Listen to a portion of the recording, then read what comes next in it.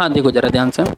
तो यहाँ बेटा क्या कि नॉर्थ इंडिया और साउथ इंडिया, तो नॉर्थ इंडिया के अंतर्गत क्या चल रहा है बेटा कि चौहान, परमार और प्रतिहार छोटे छोटे वंश क्या निकल कर आए थे, और ये लगभग वो 7वीं और 8वीं सेंचुरी के आसपास वाले टाइम पीरियड में।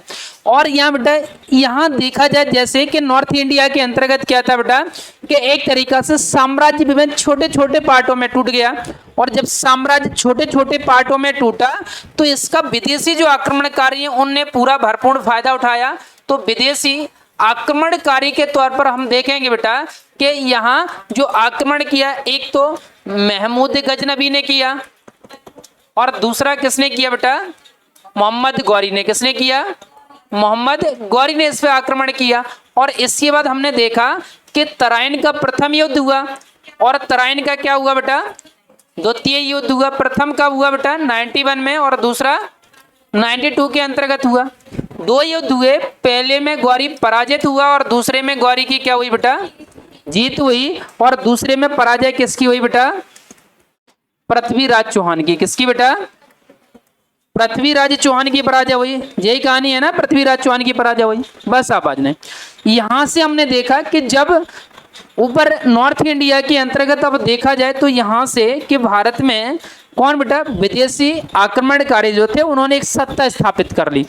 इस तरीके से उत्तर भारत के अंतर्गत इसी क्रम में तो यहाँ स्थापित होती है बेटा दिल्ली सल्तनत। कौन बेटा, दिल्ली सल्तनत। और दिल्ली सल्तनत पर हमने देखा बेटा 5 वंश शासन करते हैं। कितने वंश बेटा, कौन कौन बेटा, हाँ गुलाम वंश, खिलजी वंश, तुगलक, सैयद और लोधी डायनेस्टी। तो इस तरीके से 5 जो वंश थे वो कहाँ बेटा, दिल्ली सल्तनत में। तो बेटा दिल्ली सल्तनत का टाइम पीरियड 1192 से कब तक बेटा, 1526 तक। कहाँ तक बेटा, और इस बीच में हम देखें कि जो भारत है वो भारत पर जो शासन किया वो मुस्लिम सत्ता ने। किसने किया बेटा, मुस्लिम या जो इस्लामी जो लोग हैंगे, तो इस्लाम के अंतर्गत तो उन लोगों ने भारत को क्या किया बेटा, संभाला जब तक। और इसी बीच उन्होंने भारत के कुछ क्षेत्रों से क्या वसूला बेटा, जजिया कर। अभी टेस्ट में दिया था, क्या टेस्ट में आया था ना जजिया कर। तो जजिया कर किससे वसूला जाता है, मुस्लिम या नॉन मुस्लिम, नॉन मुस्लिम। क्योंकि यहाँ इस्लामी सत्ता आई, और इस्लामी सत्ता आई तो उन्होंने सोचा कि यार इतने ज़्यादा भारतीयों को इस्लाम में कन्वर्ट करना मुश्किल है, क्योंकि यहाँ अगर उनको बड़ी आसानी से कन्वर्ट कर दिए तो दिक्कत नहीं होगी, क्योंकि यहाँ लोग बाग यहाँ संस्कृति और अन्य चीज़ों से बंधे हुए हैं, तो इतनी आसानी से क्या कन्वर्ट नहीं होंगे। तो उन्होंने कहा जो कन्वर्ट नहीं होना चाहते हैं उन चीज़ों के लाना, उनको हम सुरक्षा प्रोवाइड कर रहे हैं, इसके बदले में वो क्या दें बेटा कि हमें टैक्स दे। तो इस तरीके से देखा जाए तो नॉर्थ इंडिया देखा जाए तो यहाँ से इस्लाम आया, फिर भारत में यहीं से क्या हो जाती है बेटा, जजिया कर स्टार्ट हो जाता है। और बेसिकली जजिया कर हम देखेंगे तो 711 और 12 कौन सा बेटा, और मोहम्मद बिन कासिम। कौन ने बेटा, मोहम्मद बिन कासिम ने भारत पर क्या किया, आक्रमण किया था, और यहीं इसने क्या किया था, पहली बार जजिया कर वसूला था। कल मोहम्मद बिन कासिम वाला भी आया था, दिया था ना टेस्ट में, हाँ ये चीजें। तो यहाँ से बेटा अब यहाँ हमने देखा बेटा 1526 के बाद हम देखेंगे तो भारत में कौन सी सत्ता आती है बेटा, मुगल। कौन सी आती है बेटा, मुगल एम्पायर स्टार्ट होता है। मुगल के अंतर्गत देखेंगे तो कौन बेटा, बाबर। कौन, बाबर। बाबर की कहानी सुनाएंगे आगे चल के अगली क्लास में। पूरे बाबर को इतना अच्छे तरीका से कि बाबर एक छोटा सा शासक एक बड़ा कैसे बनता है भारत में, उसकी क्या आकांक्षाएं थी भारत में आक्रमण करने के पीछे, पूरी कहानी पहले एक बैकग्राउंड में क्लियर कर दूं कैसे कैसे कहानी इसकी स्टार्ट होनी है।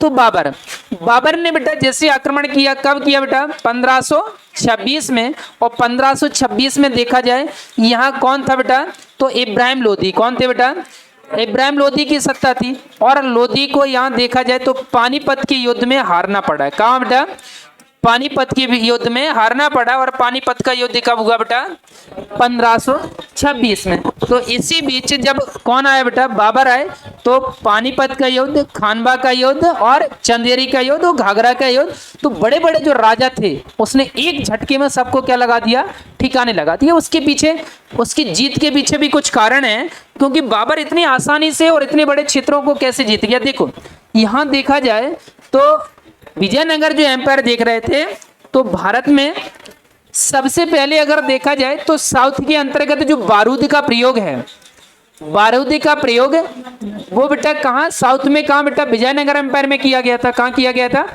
विजयनगर एम्पायर में। और इसके बाद कौन बेटा? बाबर। कौन? बाबर। और बाबर ने फिर देखा जाए तोप का प्रयोग किया, और तोप का प्रयोग करने के पश्चात इसने एक जो पद्धति उसकी तुलगमा पद्धति, कौन सी बेटा? तुलगमा पद्धति। और तुलगमा पद्धति को इसने अपनाया और इसी से भारतीयों को पराजित किया था बेसिकली। तो यहाँ तक, तो यहाँ नॉर्थ इंडिया हमने देखा बेटा, पहले देखा तो क्या था नॉर्थ इंडिया के अंतर्गत? पहले छोटे छोटे चौहान परमार साम्राज्य जो थे इनका विघटन हुआ, विदेशी आक्रमण हुए।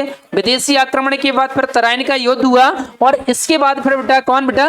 दिल्ली सल्तनत आई। गुलाम वंश, खिलजी वंश, तुगलक वंश, सैयद वंश और लोधी वंश निकल कर आएंगे। और यहाँ के बाद हमने देखा बेटा कि यहाँ से यहाँ तक कितने टाइम पीरियड तक सत्ता चली, और इसके बाद बेटा कौन आया? बाबर। कौन आया? बाबर आए। और बाबर ने फिर अपनी कहानी स्टार्ट की। तो हमने कहा ना कि चार उसने जो युद्ध किए, चारों युद्धों में भारतीय जो परंपरा है या भारतीय जो शासक थे एक सबको झटके में क्या लगा दिया बेटा? ठिकाने लगा दिया, और अपनी जीत का एक तरीका से उसने क्या बेटा? झंडा लहरा दिया। और भारत में एक नई सत्ता स्थापित होती है जिससे बोला जाता है मुगल एम्पायर। कौन?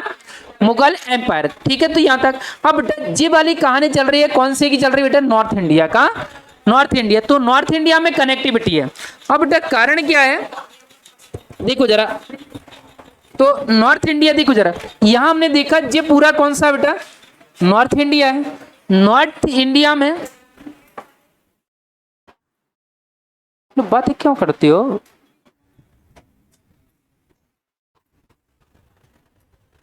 आवाज नहीं करो बिल्कुल, है ना, नहीं तो फिर अलग अलग करते हैं हम। अभी ग्रुप में बैठे हो, बैठे रहो। देखो जरा ध्यान, तो जी आपका कौन सा होगा? North India. और नॉर्थ इंडिया के अंतर्गत देखा जाए मैदानी भाग है। क्या बेटा? कम मात्रा में, अगर हिमालय वाला क्षेत्र देख ले तो लगभग इसको छोड़ के सब जगह क्या मैदान है। तो उनको वहां बड़ी आसानी से किसी भी क्षेत्र में अटैक करना, किसी को भी पराजित करना बड़ी आसानी से हो जाता है। लेकिन साउथ के अंतर्गत में हर कोई शासक सत्ता स्थापित नहीं कर पाया, क्योंकि साउथ के अंतर्गत देखेंगे बेटा तो यहाँ पश्चिमी घाट हो गया, या पर्वत, पठार, नदियां, बहुत सारी चीजें हैं। तो यहाँ बड़ा मुश्किल होता था आक्रमण करना, क्योंकि यहीं देखेंगे यहीं से साउथ के अंतर्गत से विजयनगर और बहमनी के साथ साथ हम देखेंगे कि यहीं से मराठों का उत्कर्ष होगा। कौन?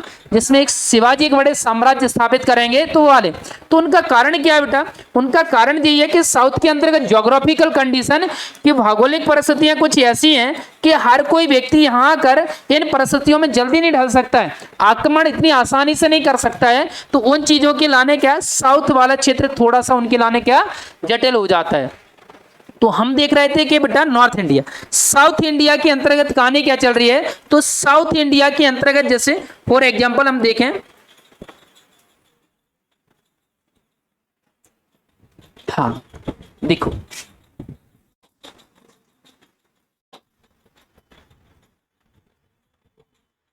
ये दक्षिण भारत हो गया। और दक्षिण भारत में आप देखोगे तो यहाँ कुछ कहानी इस तरीके से है बेटा, है ना।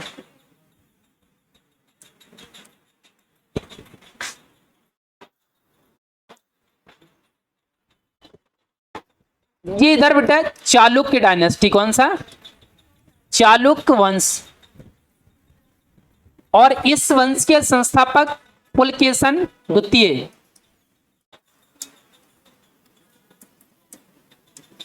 और यहां देखेंगे इधर कौन चल रहा है बेटा? चोल। कौन चल रहा है बेटा? चोल वंश। और इसके संस्थापक विजयालय। कौन बेटा? विजयालय।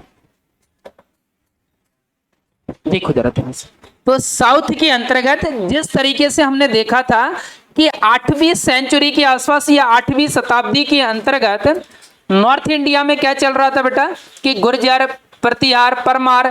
तो गुर्जर हो गए, परमार हो गए, है ना, गुर्जर, प्रतिहार, परमार, चौहान, ठीक है, और चंदेल। ये कौन चल रहे थे बेटा? नॉर्थ इंडिया के अंतर्गत। वहीं साउथ इंडिया में कौन चल रहे थे बेटा? चालुक्य और कौन सा बेटा? चोल वंश निकल कर आ रहा था। चालुक्य और चोल वंशों का पतन होगा और इनके स्थान पर छोटे छोटे एम्पायर निकल कर आएंगे। क्या निकल कर आएंगे बेटा? छोटे छोटे एम्पायर निकल कर आएंगे। और उन्हीं एम्पायर को एब्सिसा पर कौन निकल कर आएगा बेटा? विजयनगर। कौन निकल कर आएगा? विजयनगर। तो यहाँ तो बेटा चालक और चोल का क्या होगा बेटा? यहाँ इनका पतन होगा और इनके पतन के बाद फिर छोटे छोटे देखा जाए बेटा यहाँ एम्पायर बनेंगे। तो यहाँ देखो जरा पतन कैसे हो रहा है।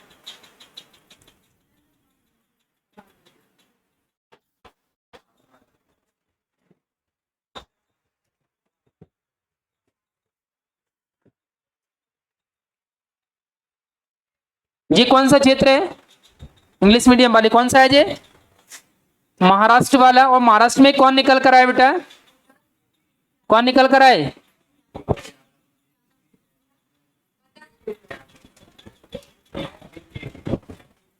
कौन निकल कर आए? कौन निकल कर आए? जो देवगिरी। कहां है बेटा? देवगिरी के यादव। और बेटा यहां कर्नाटक में कौन सा बेटा? होयसल। कौन बेटा? और कर्नाटक में कहां है बेटा? ये द्वार समुद्र। द्वार समुद्र। और इधर जी वाला कौन सा है? तेलंगाना में वारंगल के काकतीय। कौन? काकतीय वंश। कहां है बेटा? वारंगल। ये कहां पड़ेगा बेटा? कहां? तेलंगाना में, है ना। और साउथ में कौन आ गया बेटा? तमिलनाडु। और तमिलनाडु में कौन निकल कर आ गया बेटा? विशेष मदुरई। पांड्य निकल कर आ गए शासक। क्लियर? अब देखो बेटा जरा ध्यान से कहानी को जरा थोड़ा समझो। इधर देखो जरा ध्यान से। तो हमने देखा बेटा कि चालुक्य निकल कर आ गए और चालुक्य में भी पुलकेशन ने इसको क्या किया बेटा? फाउंडर, संस्थापक। यहाँ कौन आ गया बेटा? चोल आ गए। और इसके संस्थापक कौन है बेटा? विजयालय। कौन है बेटा? तो विजयालय क्या हो गए? इसके संस्थापक हो गए। ठीक है। यहाँ कौन हो गए? पुलकेशन। तो साउथ के अंतर्गत चोल और कौन आ गए? विजयालय। इनका पतन होगा और इनके पतन के बाद यहाँ 4 वंश निकल कर आएंगे। क्या आ गया बेटा? तो यहाँ 4 में कौन? जैसे यादव जो कौन बेटा? देवगिरी महाराष्ट्र के अंतर्गत। और कर्नाटक में भी द्वार समुद्र में कौन बेटा? होयसल निकल कर आते हैं। और तेलंगाना में यहाँ देखेंगे काकतीय वंश। वो कौन बेटा? वारंगल के अंतर्गत। और तमिलनाडु राज्य में मदुरई में कौन निकल कर आएंगे बेटा? पांड्य शासक। कौन निकल कर आएंगे बेटा? पांड्य शासक। यहाँ तक कहानी क्लियर कि कौन कौन कैसे निकल कर आ रहा है। अब बेटा यहाँ काकतीय वंश कहाँ बेटा? वारंगल में। कौन सा वंश है बेटा? काकतीय वंश। कौन सा? काकतीय वंश। यहां देखा जाए तो सामंत। कौन बेटा? सामंत के तौर पर 2 व्यक्ति काम करते हैं। एक है हरिहर। कौन है बेटा? और एक है बुक्का। कौन बेटा? हरिहर और बुक्का दोनों को क्या बना दिया जाता बेटा?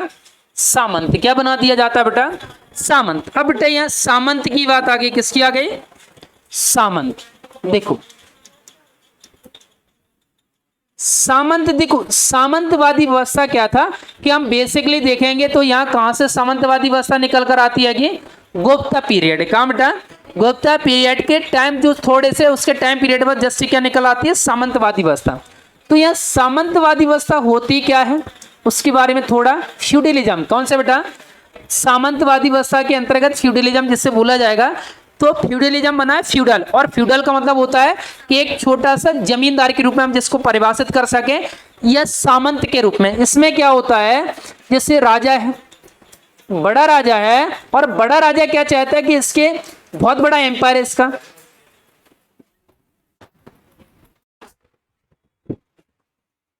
क्या टाइम काट रहे तुम? पहले तो सही बैठो मैनर से। सही बैठो। समझ रहे ना? आज का है गुरु पूर्णिमा। और आज क्या करना है? भंडारे। नहीं पूजा, नहीं पूजा जो जीवन में पूजा होते हैं। अरे जगह जगह मेले। कहाँ मेले? जगह जगह मेले, है ना। तो छात्र जीवन समझ रहे ना? छात्र जीवन। क्या छात्र जीवन मतलब समझ रहे ना? क्या कह रहा है?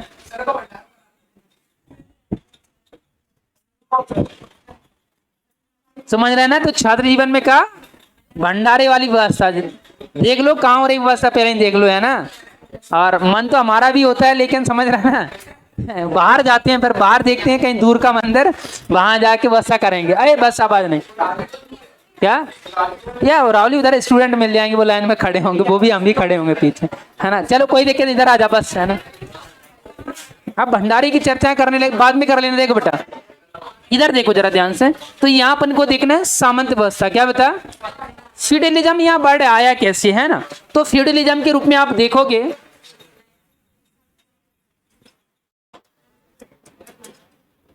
फ्यूडल से बना है फ्यूडलिज्म।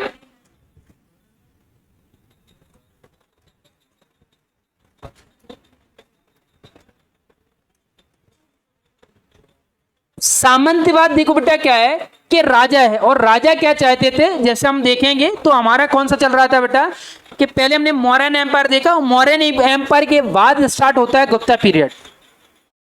तो बातें बंद कर दो, नहीं तुम समझ रहे ना क्या कहानी होगी तुम्हारी। मतलब क्लास का कितनी बार टोकते तुम लोग, बातें बंद नहीं करो।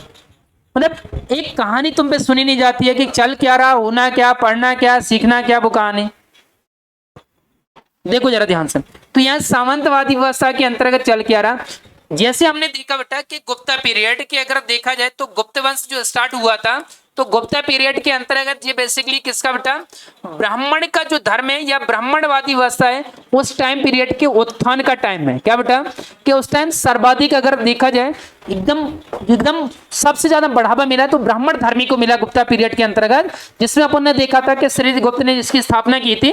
तो जब ब्राह्मण धर्म को बढ़ावा मिला बेटा, तो ब्राह्मण धर्म के अंतर्गत दान दक्षिणा का प्रचलन होता है। क्या होता है बेटा, दान दक्षिणा का प्रचलन होता है। और यह दान दक्षिणा कब चाहिए थी, क्योंकि एक ब्राह्मण है और ब्राह्मण को चाहिए शिक्षा। क्या चाहिए बेटा, या तो शिक्षा देने का काम करेगा या तो शिक्षा अर्जित करने का काम करेगा। तो ब्राह्मण क्या करता था बेटा, उस टाइम पद्धति के अंतर्गत ये गुरुकुल में शिक्षा देते थे।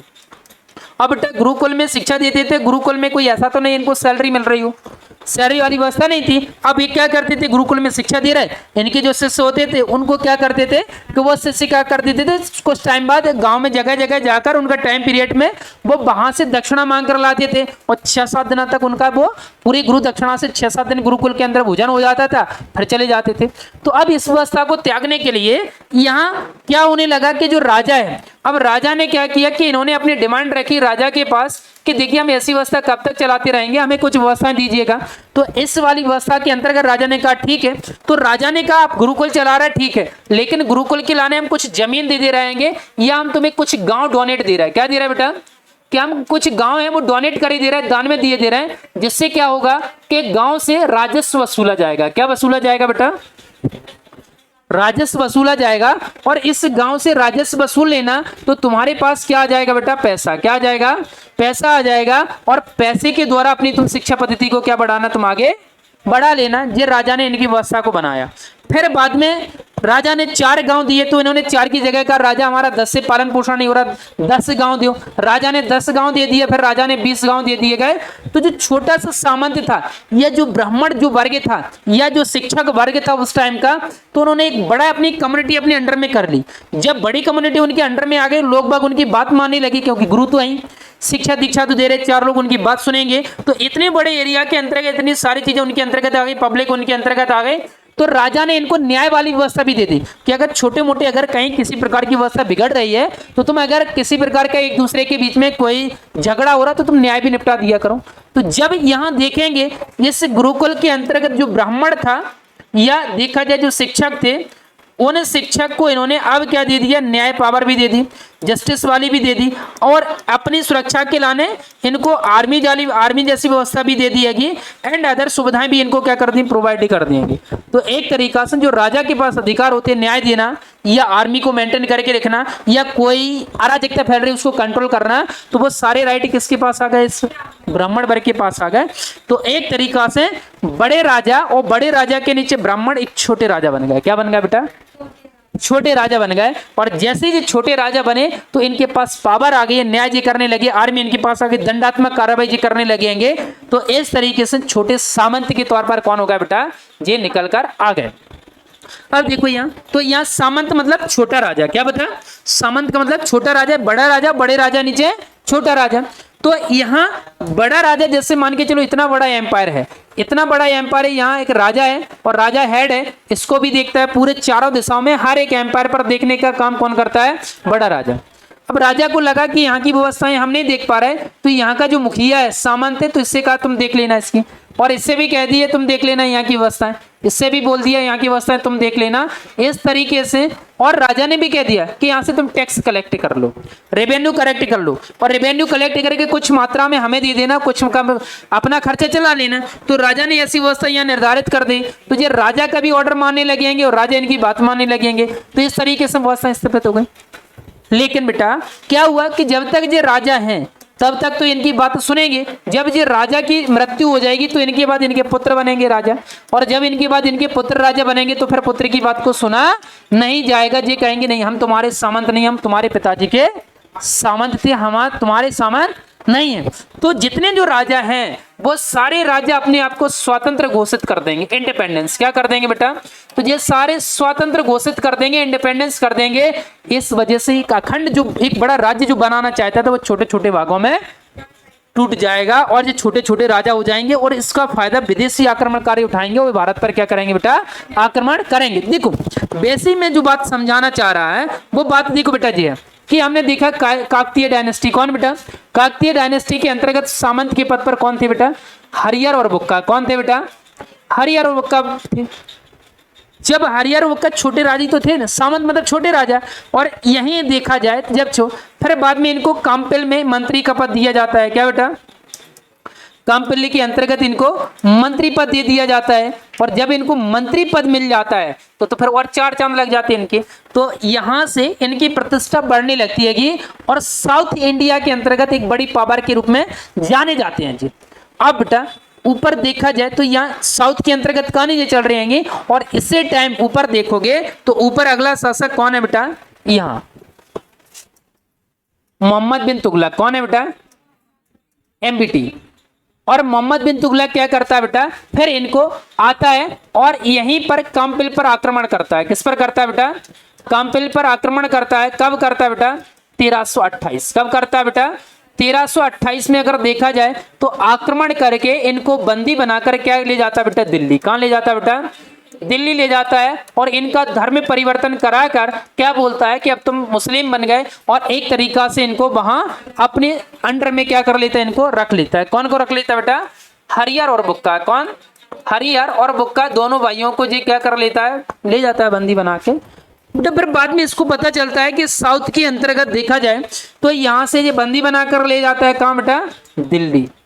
और दिल्ली में जैसे ही लेकर जाता है, लेकिन फिर साउथ के अंतर्गत छोटे छोटे एम्पायर अभी भी हैं, तो छोटे छोटे एम्पायरों में यहाँ अराजकता फैल जाती है और एक दूसरे पर अटैक करते हैं। तो इसका जो साम्राज्य फैला हुआ था, इसको क्या बेटा, एक यूनिटी बना के रखनी थी, और इस पर कहा जाए तो कंट्रोल क्या बेटा स्थापित करना था बेटा, कंट्रोल। लेकिन कंट्रोल स्टेब्लिश नहीं हुआ, तो फिर इसने सोचा अब हरिहर और बुक्का ज्यादा समय इनको बीत गया दिल्ली के अंतर्गत, अब साउथ में हमारे अंडर में काम करेंगे, और साउथ के अंतर्गत इनको भेज देते हैं।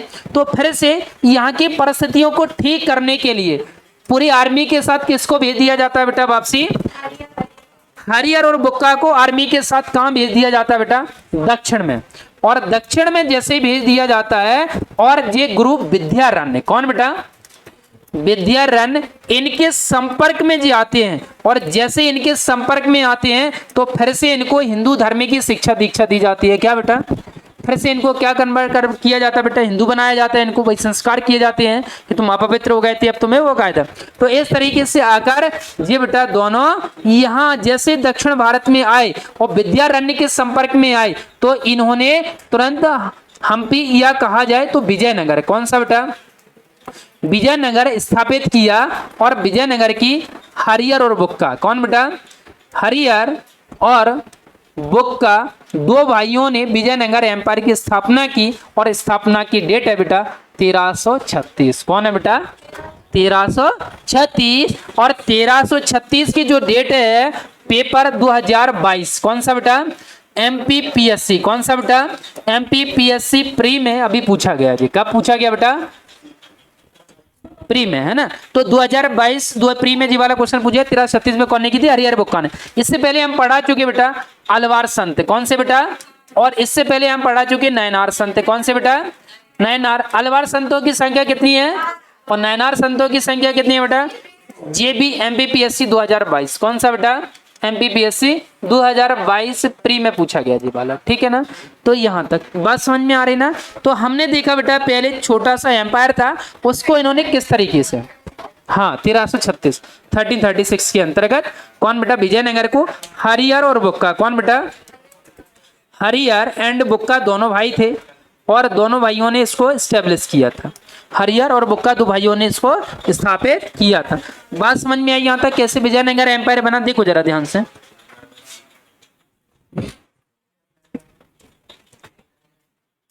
देखो साउथ के अंतर्गत हमने देखा बेटा कौन आया बेटा, चालुक्य पुलकेशन द्वितीय संस्थापक, यहाँ कौन आया बेटा, चोल विजयालय संस्थापक, इनका पतन किया और इनके पतन के पश्चात फिर हमने देखा बेटा क्या बेटा, यहाँ के विभिन्न छोटे छोटे यहाँ डायनेस्टी निकल कर आएंगे और डायनेस्टियों में कौन सा बेटा, काकतीय डायनेस्टी, और यहाँ से क्या हो जाता है, बड़ा एम्पायर डेवलप हो जाता है। एक काम करो अब इसको अपनी भाषा में नोट करो, डायग्राम बनाओ जरा स्पीड में, यहीं से बनाओ जरा, है ना।